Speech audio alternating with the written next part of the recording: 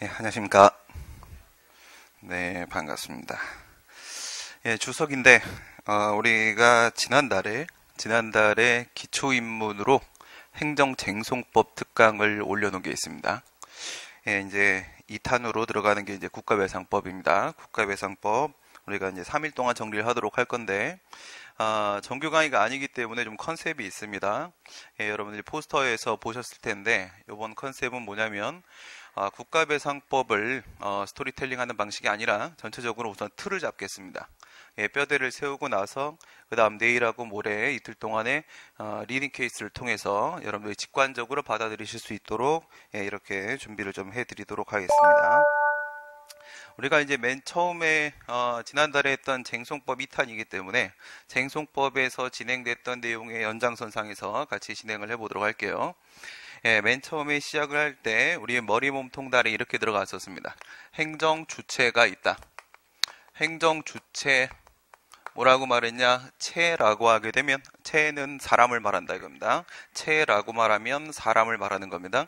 예, 국가하고 지방자치단체 생각하시면 되겠고, 국가하고 지방자치단체는 법인이죠. 법인입니다. 공법상 법인입니다. 예, 법상 필요에 따라 사람으로 인정을 합니다. 사람이죠. 예, 사람인데 얘가 왜 주체냐? 예, 행정작용을 하는 쪽이기 때문에 얘가 주체가 됩니다. 행정작용을 한다 이렇게 얘기를 했었습니다. 그러면 이제 이 행정작용의 대상이 되는 쪽이 행정객체가 되겠죠. 행정객체가 이렇게 있습니다. 행정객체가 이렇게 있다. 이렇게 되면은 왼쪽에다가 우리 행정법은 머리, 몸통, 다리 이렇게 세 개로 구분이 되어 있습니다. 우리가 이제 오늘부터 공부하려고 하는 것은 이제 다리 부분입니다. 다리 부분.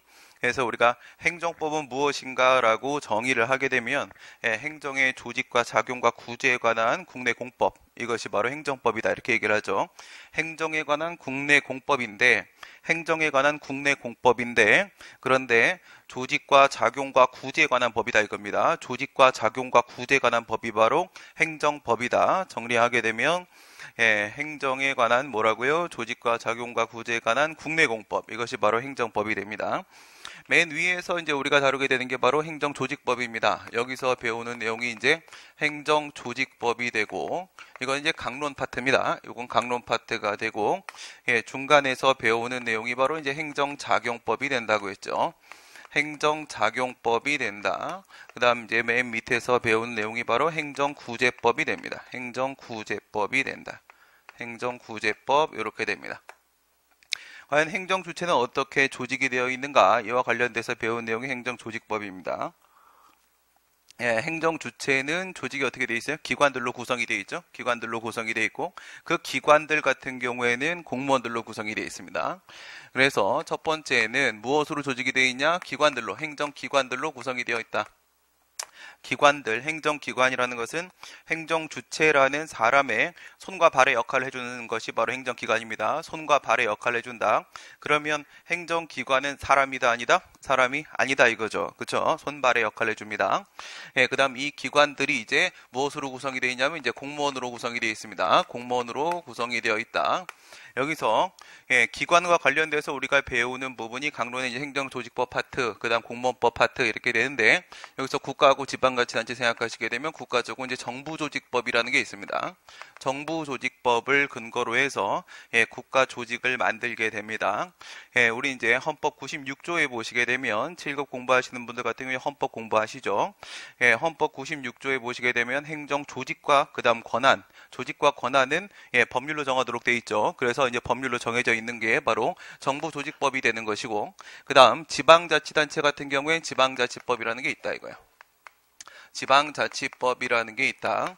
이 두 가지를 이제 배우게 되겠죠. 그 다음 그 기관들은 이제 공무원으로 구성이 되어 있는데, 경찰공무원법이나 교육공무원법이나 이와 같이 특수한 경우를 제외하고 일반적으로 보시게 되면 정부조직법에 대응되는 게 바로 이제 국가공무원법이 됩니다. 국가공무원법.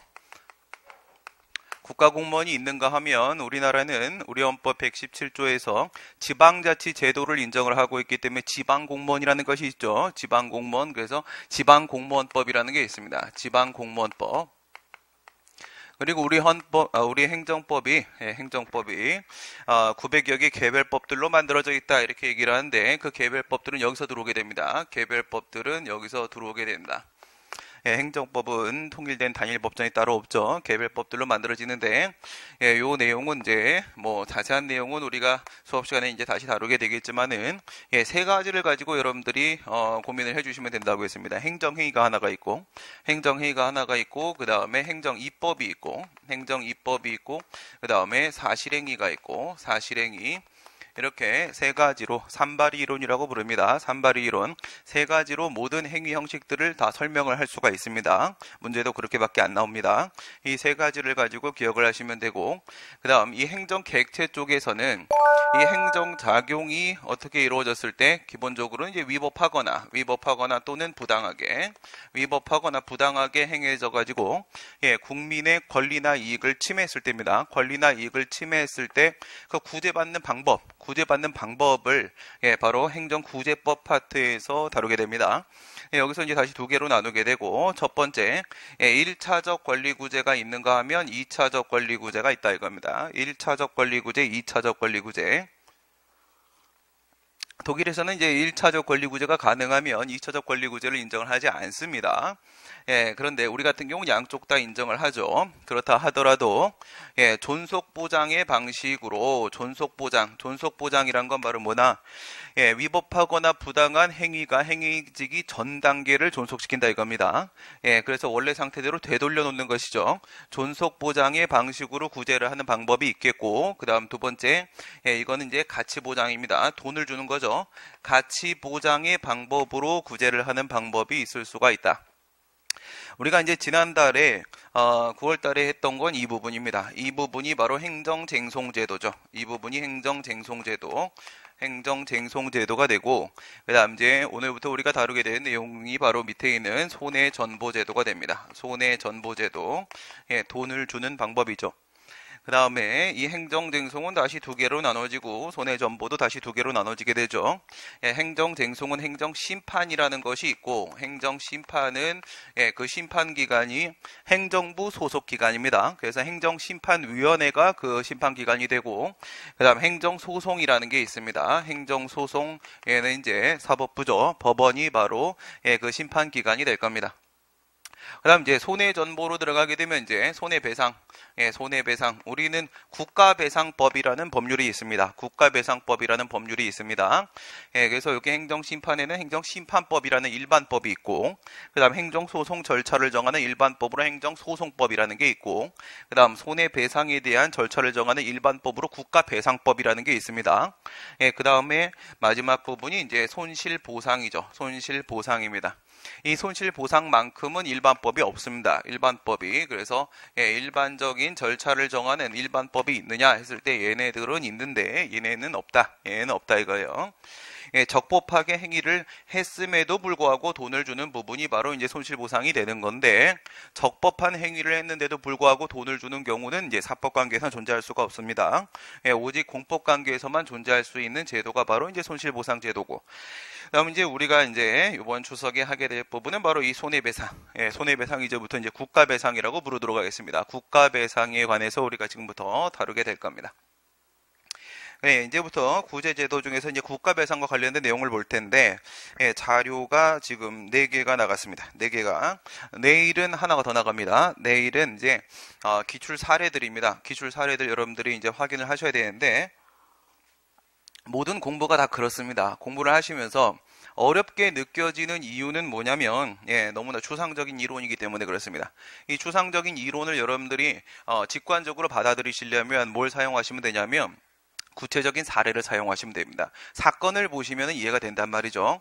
여러분 일반적으로 이제 판례를 가지고 여러분들이 공부를 하시게 되는데 내일 우리가 이제 리딩 케이스를 보시게 되면 주관식적 행정법하고 객관식적 행정법하고 이렇게 있죠. 객관식적 행정법 이쪽 같은 경우에 지금 이론과 사례 문제들이 상당히 들어오고 있습니다. 이론과 사례 문제들이 들어오고 있는데 제가 지금 이제 11월 초에 이제 책이 나와야 되기 때문에 추석 연휴에도 집에 안 가고 지금 계속 책을 쓰고 있는 중인데 이제 기출 문제집은 이제 완성이 됐습니다. 지금 판례집 넘어간 상태고 이렇게 해서 진행이 되고 있는데 기출 문제를 쭉 보니까 여러분들의 사례 문제는 저쪽에 주관식 쪽의 행정법 사례 문제가 그대로 들어옵니다. 그대로 들어와요. 그쪽에 있는 설문 1, 2, 3, 4가 선택지로 선지 1, 2, 3, 4 이렇게 들어와서 그대로 넘어오는 방식이거든요. 내일 눈으로 확인을 시켜드리도록 하겠습니다. 그래서 대비하는 방법 알려드리도록 하고요. 먼저 한눈에 보이는 국가배상법을 좀 보도록 하겠습니다. 한눈에 보이는 국가배상법. 스토리텔링 방식으로는 해결이 될 수 있는 데는 한계가 있습니다. 여러분들이 전부 다 외우셔야 됩니다. 불가능합니다. 그렇게 할 문제가 아니라 여러분들이 시험장에 들어가시기 전에 먼저 고민은 다 끝내고 들어가셔야 되는 겁니다. 결론 다 맺어놓고 들어가셔갖고 가서는 확인만 하시는 과정입니다. 확인만 하시고 이게 맞다 틀리다 확인만 하시는 과정이기 때문에 그렇게 하려면 속도를 여러분들이 내셔야 됩니다. 속도전이 필요하려면 전체적인 체계를 잡는 것이 무엇보다도 중요하다. 언제나 뼈대가 무엇보다 중요합니다. 우선 이 내용을 하나씩 설명을 드리기 전에 내용을 한번 보도록 하겠습니다. 법령자료 잠깐 보시고요. 법령자료 한눈에 보이는 행정법은 그대로 펴놓으시기 바랍니다. 그대로 펴놓으시고 법령자료 우리 손해배상과 관련된 법령 내용은 몇 개 없습니다. 이 정도면 충분한데 문제 비중으로 보게 되면 약 10%에서 20%까지는 손해배상 쪽에서 문제가 출제가 되고 있습니다. 보시면 먼저 항상 출발은 어디서부터 간다? 우리의 최고법은 헌법입니다. 대한민국 헌법부터 시작을 해보도록 하겠습니다. 헌법에 들어가시게 되면 아하 이럴 수가요. 큰일 났군요. 23조는 손실보상인데 이걸 왜 집어넣었을까? 29조입니다. 29조인데, 29조인데, 제가 옆에다 써놓도록 하겠습니다. 29조 내일 법령자료 다시 드리도록 할게요. 앞에 헌법 부분이 지금 미스가 좀 나 있는데, 우리 헌법 제29조에 보시게 되면 29조 1항과 2항과 이렇게 나눠져 있습니다. 1항과 2항과 나눠져 있고, 1항은 이제 본문이 있고, 그 다음에 단서가 있고, 이렇게 나눠져 있습니다. 본문이 있고, 단서가 있고, 이렇게 돼 있단 말이에요. 단서라는 건 뭘 말하는 거예요? 다만하고 이렇게 시작하는 부분을 보통 이제 우리가 단서 이렇게 얘기를 하지요. 그런데 이 본문에서는 이제 우리 국가배상법 2조에 있는 내용입니다. 직무행위. 공무원의 직무행위로 인한 손해배상에 대한 내용이 본문 부분에 들어오고 있고요. 그 다음 누가 잘못한 겁니까? 누가 잘못한 거예요? 국가나 지방자치단체 어떻게 구성되어 있다고요? 손발들로 구성이 되어 있다고요? 수많은 행정기관들로 구성이 되어 있어요. 근데 그 기관들 누가 구성하고 있다고요? 다시 공무원들이 구성을 하고 있다고요? 그럼 실제로 일을 하는 건 누구죠? 100만 공무원입니다. 그렇죠? 실제로 일하는 공무원입니다. 공무원이 불법행위를 한 겁니다. 공무원이 불법행위를 했는데 국가나 지방자치단체가 그에 따른 책임을 대신 지고 있다 이겁니다. 아직까지 우리나라 학설에 따르게 되면 대위책임설이라는 견해를 주로 따르고 있습니다. 대신 지고 있다 이겁니다. 대신 지고 있다. 그러면 공무원은 아무 책임을 지지 않겠는가라는 문제가 생길 수가 있겠죠. 그렇습니다. 공무원은 아무 책임을 지지 않겠는가. 그러면 책임 얘기 나왔으니까 책임 한번 볼까요? 책임, 법적 의무를 우리가 책임이라고 얘기를 합니다. 법적 의무를 책임이라고 하는데 이 책임에는 외부적인 책임이 존재할 수가 있고 그 다음에 내부적인 책임이 존재할 수가 있습니다. 그리고 외부적인 책임에는 어떤 것들이 있냐면 형사 책임이라는 게 있을 수가 있겠고요. 그 다음에 민사 책임이라는 게 있을 수 있습니다. 내부 책임이라고 하게 되면 이 형사 책임에 대응이 되는 게 바로 공무원들이 어떤 비위 행위를 하고 잘못을 하게 되면 징계 처분을 받게 되죠. 그 부분입니다. 징계벌, 징계 책임을 져야 되는 부분이 있겠고 그 다음에 금전적으로 이제 구상 책임을 져야 되는 부분이 있습니다. 구상 책임을 져야 되는데 지금 여기서 우리가 다루려고 하는 것은 바로 어느 부분이냐면 민사 책임 부분하고 구상 책임 부분하고 이 부분이 되는 겁니다. 요건 이제 형사법에서 배우는 거니까 우리가 다루는 내용이 아니고 그 다음에 징계 책임 이 부분 같은 경우에는 행정법 강론 파트입니다. 강론 파트, 총론과 강론으로 구성이 되어 있죠. 강론 파트에 가면 공무원법이 있다라고 했잖아요. 그렇죠? 공무원법 파트에서 배우는 게 이제 징계 부분입니다. 그러니까 어디냐면 여기에는 민사 책임하고 구상 책임이에요. 국가가 금전적인 책임을 대신 진다라는 겁니다. 그럼 공무원은 아무런 책임을 지지 않는 것인가? 라는 문제죠. 공무원도 일정한 경우에 책임을 질 수도 있습니다. 그래서 29조 1항 단서에 보시게 되면 뭐라고 되어 있냐면, 그렇다고 해서 국가가 공무원의 책임을, 공무원의 불법 행위에 따라서 국민한테 손해를 발생을 시켰어요. 피해가 발생했습니다. 그 피해에 대해서 누가 돈을 내겠다는 거예요? 국가나 지방자치단체가 돈을 내겠다라는 겁니다. 책임을 지겠다는 건데, 그렇다고 해서 공무원의 책임이 완전히 면제되는 거냐? 그런 건 아니다 이겁니다. 공무원의 책임이 면제되는 것은 아니다. 이런 내용이 나오는 게 바로 이 부분입니다. 단서 부분에서는 이제 공무원 쪽 책임입니다. 공무원에게 책임이 완전히 면제되는 것은 아니다. 이런 내용이 나옵니다. 그럼 공무원의 책임은 과연 어디까지 인정이 될 것인가? 이런 문제가 생기겠죠. 과거에는 2차 대전 전에는 어땠었어요? 공무원이 불법 행위를 해버리게 되면 그에 따른 모든 책임은 전부 다 그냥 공무원이 지는 거였었습니다. 공무원이 지는 거예요. 국왕은 잘못을 범하지 않습니다. 국가는 아무 잘못이 없었어요. 그러나 국가책임법이라는 것이 만들어지기 시작을 했고, 국가가 책임을 집니다. 이제 책임을 지는데, 그렇다고 해서 공무원의 책임이 완전히 면제되는 건 아니더라 이겁니다. 그런 내용이 나오게 되겠고, 그 다음에 29조 2항에 보시게 되면 이거는 박정희 정부 당시에 이제 만들어 놓은 건데 유신헌법으로 밀어 넣은 겁니다. 이중배상과 관련된 내용이 나오게 됩니다. 이중배상과 관련된 내용이 나온다 이거예요. 이게 이제 우리 국가배상에 있어서 헌법상의 근거입니다. 우리 헌법 제29조에 이러한 근거를 두고 있다. 23조는 이제 손실보상인데, 손실보상이고. 그 다음에 이제 국가배상법을 한번 보도록 하겠습니다. 국가배상법에 보시게 되면 2조, 5조, 6조 이렇게 되어 있죠. 2조, 5조, 6조. 2조, 5조, 6조만 여러분들이 이해하시면 됩니다. 나머지는 암기사항입니다. 그래서 국가배상 청구권 같은 경우에는 그것이 뭐 압류의 대상이 된다라거나 양도의 대상이 된다라거나 하지 못한다 뭐 이런 내용들, 그 다음에 소멸시효는 뭐 3년에 5년이다 뭐 이런 내용들은 그냥 외우는 겁니다. 외우는 건데 따로 외울 것도 없습니다. 따로 외울 것도 없어요. 왜 외울 필요가 없냐면 기출문제를 푸시다 보면 계속 등장하기 때문에 안 외워도 그냥 외워집니다. 그러면 우리가 알아봐야 되는 부분은 2조, 5조, 6조인데요. 2조, 5조, 6조인데 그걸 중심으로 해서 한번 들어가 보도록 할게요. 2조에 보시게 되면 우선 한번 읽어볼까요? 국가나 지방자치단체는 공무원 또는 공무를 위탁받은 사인 이렇게 되어 있고요. 공무를 위탁받은 사인 이 부분이 지금 2009년도에 새로 들어온 부분입니다. 여기까지가 이제 공무원이다 이렇게 되어 있죠. 여기까지가 공무원이다.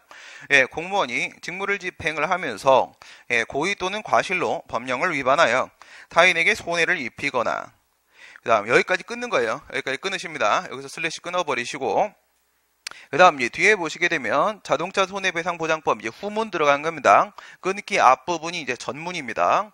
뒷부분이 후문입니다. 정확하게 체계를 잡으시기 바랍니다. 자동차 손해배상보장법에 따라 손해배상의 책임이 있을 때에는 이 법에 따라 손해를 배상해야 된다라고 되어 있는데, 뒷부분 같은 경우는 뭐예요? 자동차 사고입니다. 자동차 사고. 그래서 자동차 사고 같은 경우에는 공무원 쪽이든 아니면 민간인 쪽이든 뭐 전혀 차이가 없습니다. 이 자배법이라고 우리가 부르는데 자배법에 적용을 받게 됩니다. 자배법에 적용을 받는다. 그런데 자배법에 따른 배상 책임이 인정이 되면 자세한 내용은 뒤에서 다시 설명드리겠습니다. 인정이 되면 자배법을 적용시키지 않겠다 이겁니다.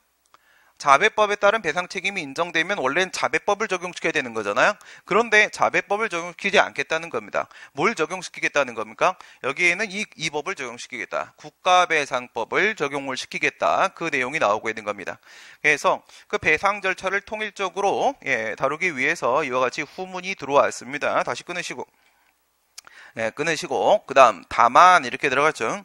다만 그럼 여기서부터가 이제 단서가 되는 거죠. 앞부분이 본문이 되는 거고 이제 뒷부분이 단서가 되는 거고 이렇게 있어요. 그러면 이제 본문 부분은 전단과 후단, 전문과 후문으로 구분이 됐고요. 다시 이제 뒷부분에 단서가 들어왔는데, 군인 공무원, 경찰 공무원, 예비군 대원 이렇게 되어 있습니다. 원래 옛날에 뭐 향토 예비군 대원 이렇게 있었는데 차이 없습니다. 그대로예요.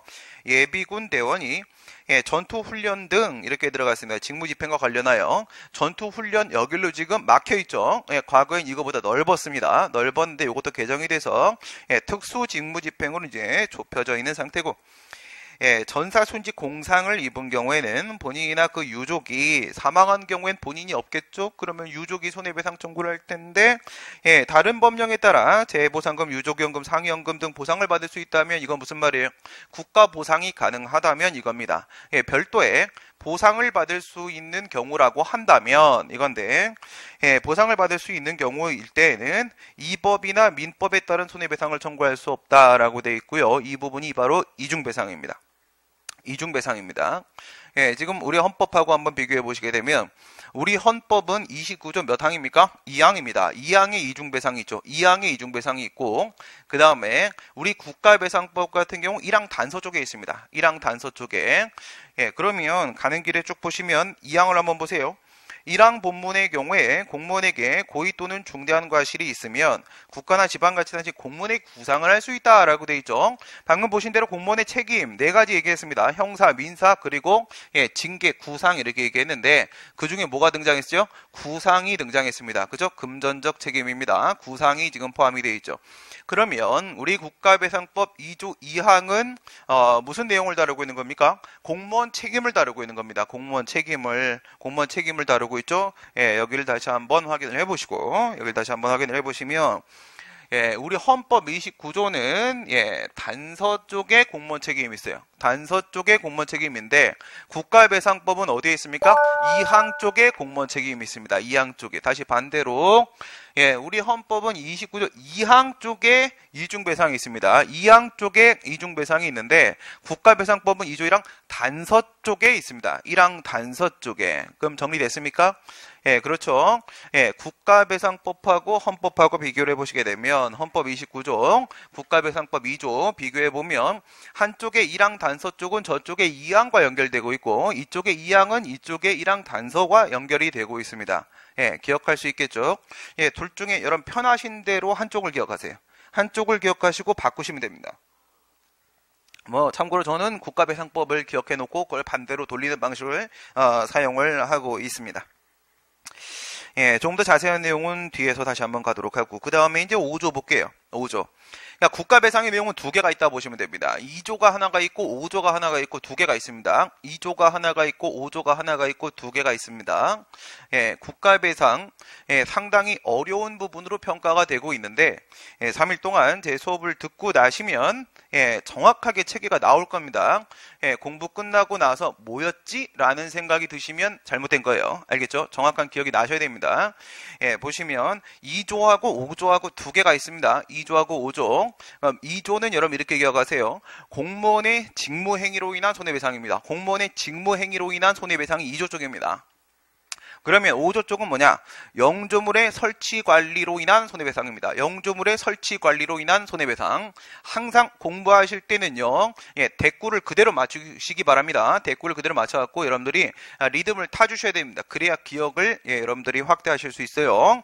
5조가 뭐라고? 영조물의 설치관리로 인한 손해배상 쪽입니다. 그러면 5조를 들어가기 전에 말입니다. 여길 보세요. 다시 헌법 29조에 보시게 되면 손해배상, 행정상 손해배상에 관한 내용을 다루고 있는데 여기 뭐밖에 없어? 여기 직무행위밖에 없습니다. 그죠? 직무행위밖에 없죠? 그러면 29조에 의해서 구체화된 법률이 만들어진 건데 법률에 보니까 2조가 있고 5조가 있고 2개가 있더라 이거야. 2조가 있고 5조가 있고 2개가 있더라 이거야. 그럼 여기서 국가배상법 2조에 있는 공무원의 직무행위로 인한 손해배상은 헌법상 근거가 있다 없다? 있다는 거죠. 여기 있다는 거지. 그죠? 그러면 5조에 영조물의 설치관리로 인한 손해배상은 헌법상 근거가 있다 없다? 없다는 거죠. 그쵸? 없다는 겁니다. 그럼 5조는 왜 등장했을까? 라는 문제가 당연히 생기겠죠. 그쵸? 헌법에서 만들라고 한 건 2조밖에 없습니다. 근데 5조는 입법자가 서비스로 하나 집어넣어 준 것이다 이거야. 그러면 하나는 헌법의 근거를 두고 있으니까 우리 국가배상법 2조에 있는 국가배상 청구, 손해배상 청구권은 뭐가 되는 거예요? 이건 헌법상 권리입니다. 헌법상 권리, 헌법에서 인정한 헌법상 권리야 기본권이란 얘기죠. 기본권이란 얘기입니다. 헌법상 기본권이면 예외라는 게 존재할 수 있다? 절대로 존재할 수가 없다. 그래서 2조에는 면책사유라는 논의가 나오지 않습니다. 알겠습니까? 절대로 나오지 않습니다. 2조 쪽은 헌법상 기본권의 문제이기 때문에 그래서 2조 쪽에서는 절대로 뭐가 안 나온다? 면책에 대한 문제. 면책은 뭐예요? 책임을 면제한다. 이게 바로 면책이죠. 책임을 국가나 지방자치단체가 이러이러한 경우에는 책임이 면제될 수 있다라는 내용은 절대로 나오지 않습니다. 그런데 5조는 어때요?